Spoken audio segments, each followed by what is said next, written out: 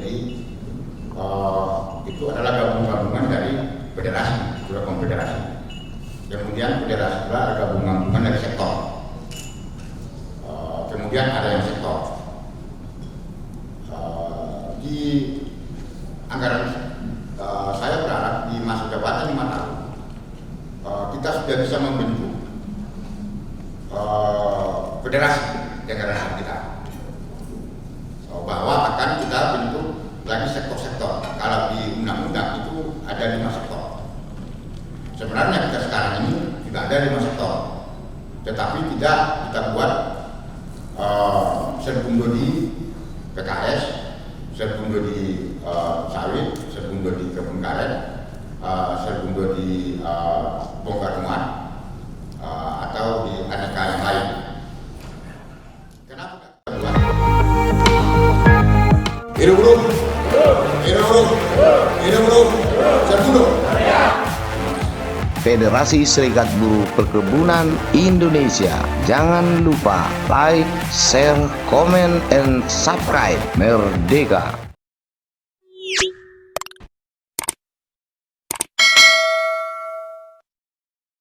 Tentang apa namanya, ya namanya bergabung di serikat ya semua kan dulu masih aktif di perusahaan, mungkin juga sudah berhenti, tapi namanya juga hatinya sudah untuk berjuang dengan buruh, ya nggak ada masalah. Baik dari ada di Serbundo kan kemarin ada itu anggota biasa dan anggota, bahkan bukan hanya pelaku usaha, akademisi juga bisa bergabung di Serbundo, terbuka. Hanya saja militer dan polisi PNS aktif yang belum boleh ya. Tapi kalau dia namanya sudah hatinya, ya boleh juga menyumbang, nggak ada masalah. Tapi belum bisa menjadi anggota, jadi nggak ada masalah tentang anggota. Tentang usaha serikat, memang ini yang harus disikapi. Memang ini pengalaman berserikat, memang kendalanya kan di situ. Kalau ada perjuangan tentu butuh biaya, kan begitu kan. Memang betul serikat itu harus hidup dari iuran. Iuran itu adalah darah organisasi. Kalau udah dinamakan darah, kalau ada iuran berarti berdarah dia, adalah kehidupan kan. Tapi kalau nggak ada iuran, mayat hiduplah yang jalan. Nggak ada darah kuning, sakit kuning, ya kemana-mana pun tak sampai itu, melayang-layanglah di udara itu. Nah, jadi memang sumber utama serikat adalah iuran. Saya dulu kan mantan ketua metal saya. Kami itu yang paling utama kan iuran anggota, nggak ada cerita itu. Jadi misalnya begini, adalah satu daerah yang memang belum bisa mandiri, dikasih DPP itu kesempatan, kau 6 bulan ya, kau swadaya dulu, kelola dulu iuran di situ. Setelah itu nggak ada cerita, kau harus bayar iuran, nggak ada tawar menawar, harus sesuai dengan ADRT. Dulu kami di Sumatera Utara begitu, kami dikasih kesempatan hampir 6 bulan, diperpanjang lagi ketum sampai setahun. Tapi tahun kedua gak ada cerita bayar. Kalau memang 50 anggota yang real bayar. Kalau memang 500 bayar 500 begitu. Maka DPP juga melihat keseriusan. Jadi saya pikir memang iuran yang nomor 1 itu adalah darah organisasi. Yang kedua baru ada itu usaha-usaha serikat. Apakah itu didiskusikanlah di internal organisasi, seperti apa usaha-usaha yang pas. Bisa saja di Sibolga cocoknya memang karena sana wisata, mungkin usaha-usaha pariwisata bisa ada pondok-pondok atau apa, atau koperasi segala macam. Bila Labuan Batu misalnya karena banyak kebun, bisa aja ada entertain, ya kan?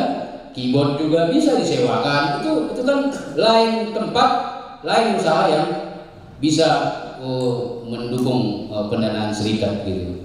Jadi saya pikir itu bisa didiskusikan. Tentang bersama dengan perusahaan, memang dulu zaman-zaman pra-reformasi dan pasca sedikit reformasi, memang jangankan sama perusahaan ya kan, ketemu sama polisi aja nggak boleh ya kan, ketemu sama nggak boleh. Kadang-kadang bingung bagaimana menyelesaikan persoalan anggota kalau nggak ketemu gitu. Nah sekarang kan bahasa sahabat ini kan tanda petik, sepanjang kita tidak dikendalikan oleh persahabatan itu dan diperalat oleh pengusaha mengabaikan hak-hak normatif anggota kita, saya pikir nggak ada masalah. Tapi kalau bersahabat saudara dengan pengusaha, hak-hak normatif anggota saudara diterabaikan, saya pikir memang harus persahabatan itu harus diputus gitu. Karena mitra kan antara pengusaha dengan pekerja. Masa dia udah kasih kita hak-hak, tiba-tiba kita terus main perang-perang, itu nggak betul juga. Begitu. Hak dasar yang dulu di sepanjang dia mau jalankan ya memang harus bersahabat. Tapi bersahabat bukan misalnya setiap malam minggu sama-sama dia kemana-mana, itu bukan bersahabat namanya. Ya dalam konteks penyelesaian hak-hak anggota, saya pikir ya, itu penting. Tinggal bagaimana kita bisa membatasi diri lah. Jangan pula karena sudah bersahabat dengan manajer sama anggota pun tak mau jumpa lagi, ya, ini udah susah.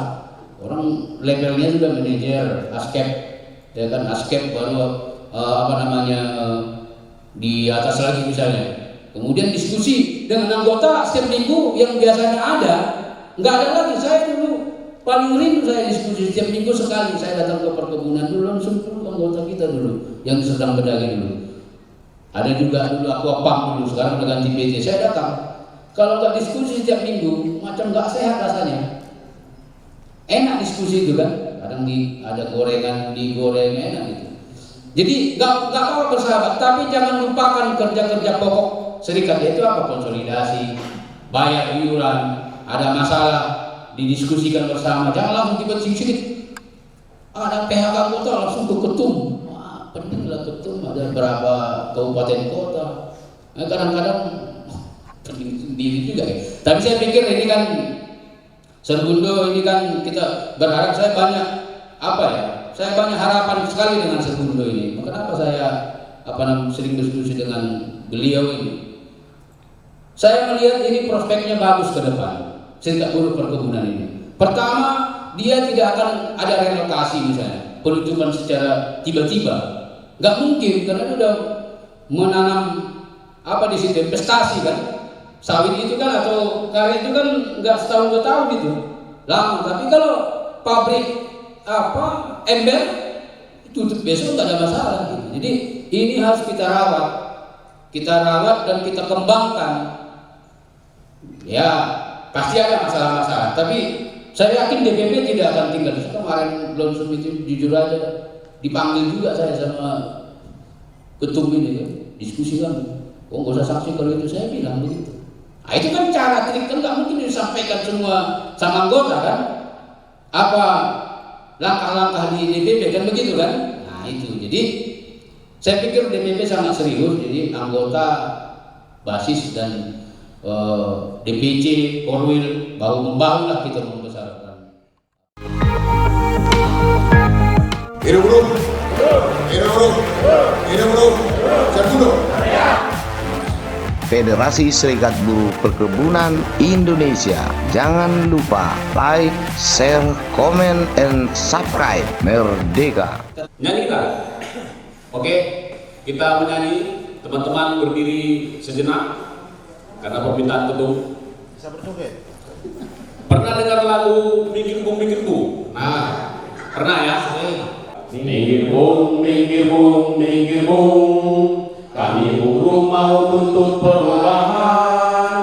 Jangan halang-halangi, nanti ku pijak-pijak. Minggir Bung, minggir Bung, minggir Bung. Sekali lagi. Minggir Bung, minggir Bung, minggir Bung. Kami buruh mau tuntut perubahan. Jangan halang-halangi, nanti ku pijak-pijak. Minggir Bung, minggir Bung, minggir Bung. Terima kasih. Udah cukup betul?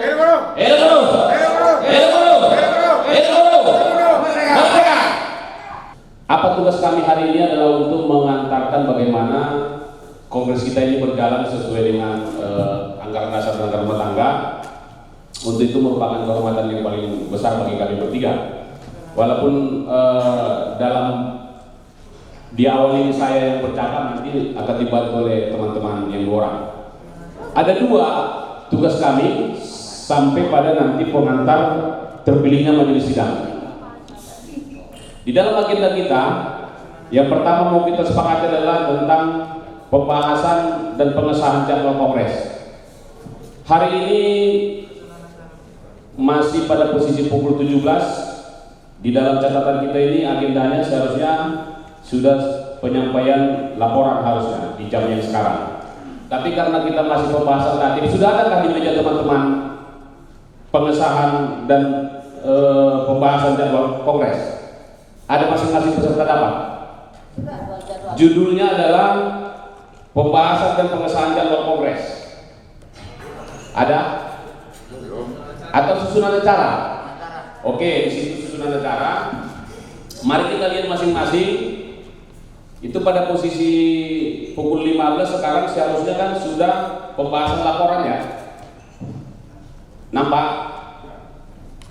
Padahal kita sekarang masih di pembahasan tentang tatib, tentang jadwal. Maka kami minta kepada kawan-kawan, apakah kawan-kawan setuju dengan jadwal yang ditawarkan oleh panitia ini untuk kita jadikan sebagai jadwal kongres selama 2 hari ini? Setuju? Setuju. Dengan demikian maka jadwal kita sepakati sesuai dengan ditawarkan oleh panitia. Berikutnya adalah tentang pemilihan majelis sidang. Di dalam anggaran dasar dan anggaran rumah tangga kita, unsur majelis sidang itu ada 3 orang, ada 2 orang, 3 orang ya? 5 orang. Pasal berapa itu di anggaran dasar? Coba dibuka anggaran dasar tentang unsur-unsur majelis sidang serta komposisinya. Kalau nggak saya salah itu 3 orang, unsurnya itu 5 orang.